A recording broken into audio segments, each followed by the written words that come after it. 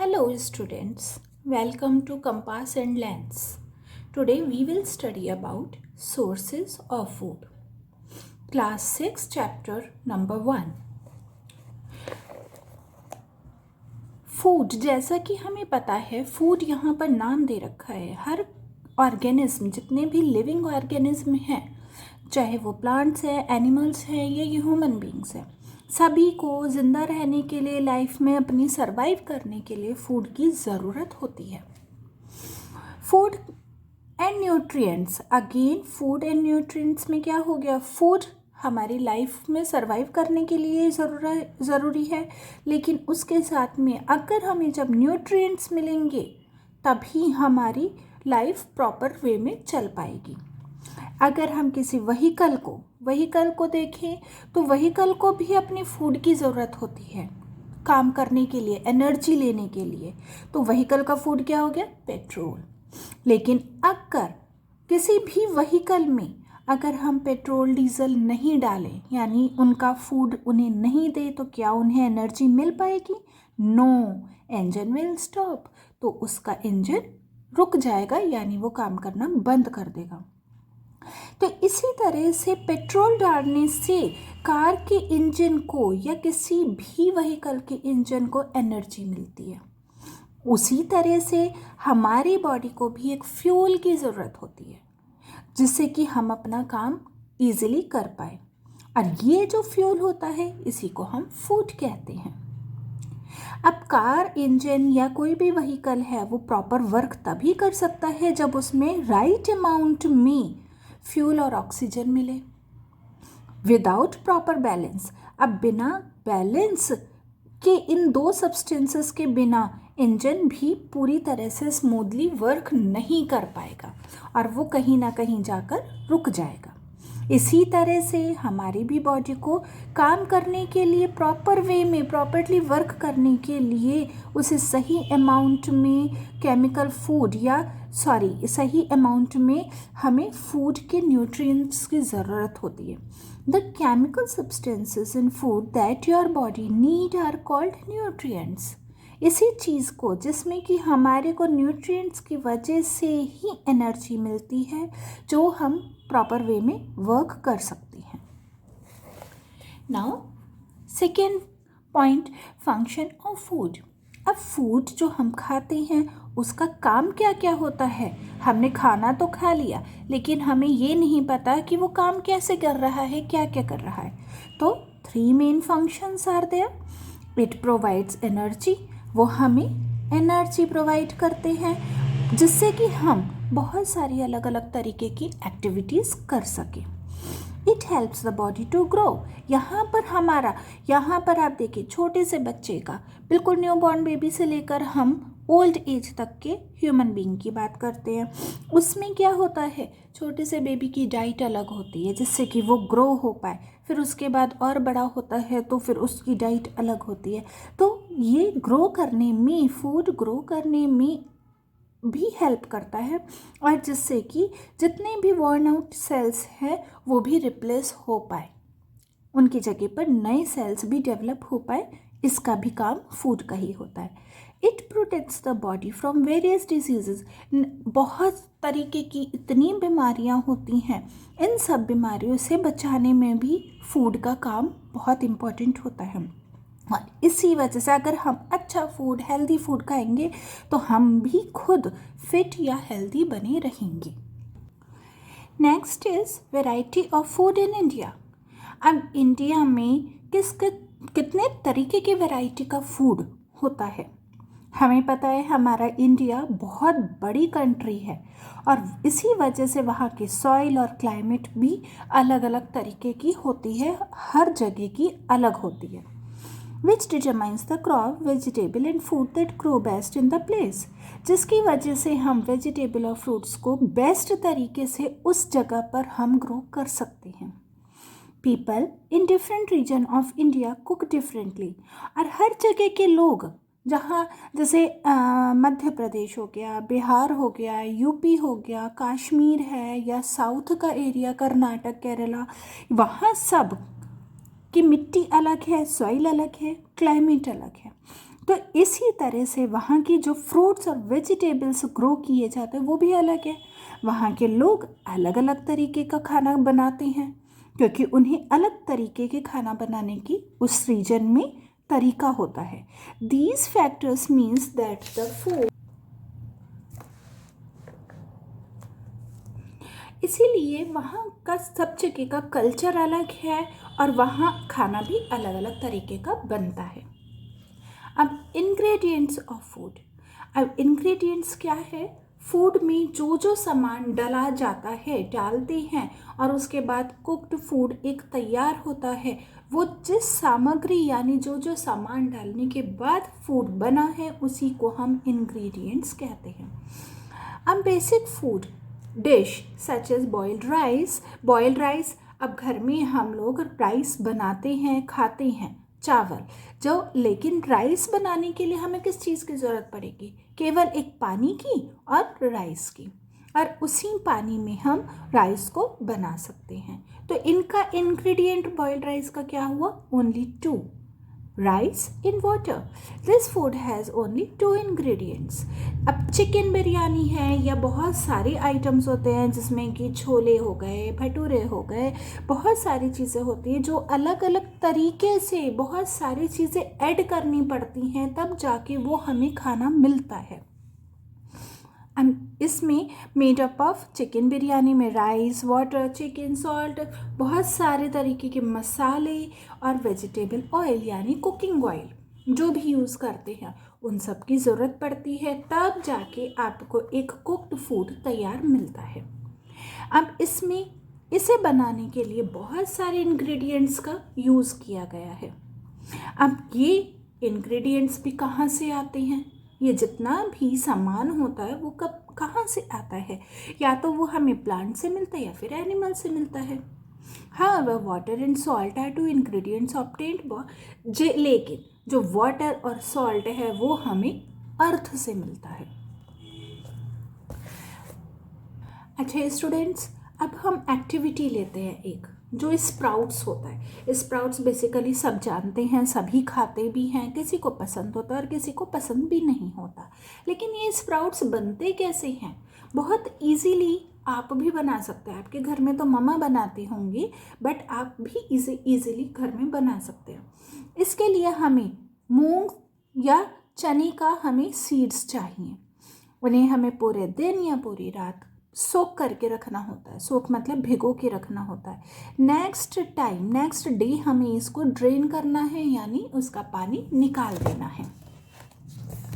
और फिर इस सीड्स को, ये जितने भी हमने सीड्स भिगोए थे उन्हें एक गीले कपड़े में बांध के रख देंगे और थोड़ी थोड़ी देर में हम उसके ऊपर पानी छिड़कते रहेंगे। अब थोड़े टाइम बाद, 1 दिन बाद या 1.5 दिन बाद हम देखेंगे कि उसमें से बहुत छोटे छोटे से वाइट कलर के स्प्राउट्स या स्ट्रक्चर्स बाहर निकलने लगे हैं सीड में से। ये जो सीड्स में से स्ट्रक्चर्स निकले हैं वाइट कलर के, यही स्प्राउट्स होते हैं। अब इन्हीं स्प्राउट को हम हिंदी में अंकुर भी बोल सकते हैं या हिंदी में हम अंकुरित दालें भी बोलते हैं। White structure develop into roots, फिर इसके बाद ये रूट्स बन जाते हैं और फिर उसके बाद हम स्प्राउट सीड को वॉश करने के बाद में या तो हम इसे कुक करके खाते हैं या फिर रॉ यानी कच्चा भी खा सकते हैं। You can boil it sprouts और फिर सॉल्ट, स्पाइसेस और उसमें और भी चीज़ें डाल के हम इसे टेस्टी स्नैक की तरह से भी तैयार कर सकते हैं। आप ये एक्टिविटी घर में ज़रूर कीजिएगा। अब हम लेते हैं ये चार्ट जिसमें फ्रूट्स आते हैं। फ्रूट्स जो हम सबको पता है, लीव्स, पत्ते वाली जितनी भी सब्जियां होती हैं वो लीव्स की सब्जियां कही जाती हैं। स्टेम, तने वाली सब्जियां। जिनमें रूट्स होती हैं उन्हें रूट्स वेजिटेबल्स कहा जाता है। जो सीड से उगाई जाती हैं उन्हें सीड्स वाली वेजिटेबल्स कहते हैं और जो फ्लावर्स की तरह से ग्रो होते हैं उन्हें फ्लावर्स वेजिटेबल्स कहा जाता है, जैसे cauliflower and broccoli. Now come to the point, food habits of animals. अब हमें पता है कि केवल ह्यूमन बीइंग्स और प्लांट्स ही अपना फूड बना सकते हैं, एनिमल्स तो बना नहीं सकते। दो दे डिपेंड डायरेक्टली, वो या तो डायरेक्टली या इनडायरेक्टली प्लांट्स के ऊपर अपने फूड के लिए डिपेंड रहते हैं। Different animals eat different kind of foods. Her animal जो अलग अलग होता है वो अलग अलग तरीके का खाना खाता है, और जो वो खाना खाते हैं उन्हीं की बॉडी उसी तरीके से अडेप्ट कर लेती है। अब कितने तरीके के एनिमल्स कौन से होते हैं? हर्बीवोरस। हर्बीवोरस जैसे कि हमें नाम से ही पता चल रहा है, हर्ब्स। हर्ब्स यानी पत्ते वाली या प्लांट्स को बोल सकते हैं। Herbivorous are animals that eat only plants. वो केवल प्लांट्स को खाते हैं, जैसे buffaloes, cows, deer and horses. ये सभी हर्बीवोरस एनिमल्स कहे जाते हैं। उनकी शार्प कटिंग टीथ होती है जो सामने की साइड होती है और फ्लैट होती है, लेकिन जो ग्राइंडिंग टीथ होते हैं जिससे कि वो अपने फूड को पीस सकते हैं वो बैक में होते हैं। Next is carnivorous. कार्निवोरस वो एनिमल्स होते हैं जो दूसरे एनिमल्स का फ्लैश खाते हैं यानी मांस खाते हैं। Lion, tigers, wolves, dogs, snakes, eagles and vultures are carnivorous. ये सभी कार्निवोरस होते हैं। द एनिमल्स हैव लॉन्ग, ये एनिमल्स होते हैं, इनकी लॉन्ग शार्प टीथ होते हैं। ये सब है एनिमल्स के बारे में। बट बर्ड्स में क्या होता है, स्ट्रॉन्ग और पॉइंटेड बीक होती है, यानी उनकी बहुत तेज़ नुकीली चोंच होती है जिससे कि वो फ्लैश को आसानी से टीयर कर सके। स्नेक्स के छोटे टीथ्स होते हैं और which are used only to help, जिसकी वजह से वो अपने प्रे को यानी शिकार को वो पूरा साबुत निगल सकती हैं। Next is omnivorous animals. ये एनिमल्स वो होते हैं जो प्लांट्स और एनिमल्स दोनों को खाते हैं। Human are omnivorous. Human omnivorous में आते हैं क्योंकि वो एनिमल्स यानी वो नॉन वेज भी होते हैं और वेजिटेरियन भी होते हैं। और एनिमल्स में बियर, क्रोज, कॉकरोचेस ये सब ओमनिवोरस में आते हैं। और भी बहुत सारे एनिमल्स होते हैं वो सब ओमनिवोरस में आते हैं जो प्लांट्स और एनिमल्स दोनों को खाते हैं। Some carnivorous and omnivorous known as scavengers. कुछ कार्निवोरस और ओमनिवोरस को हम स्कैवेंजर्स भी कहते हैं। Mainly consume.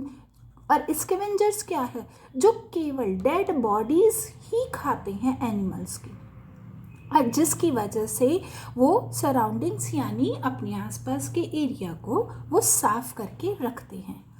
उनमें से कुछ एग्जाम्पल्स है crows, jackal and vultures. Parasites.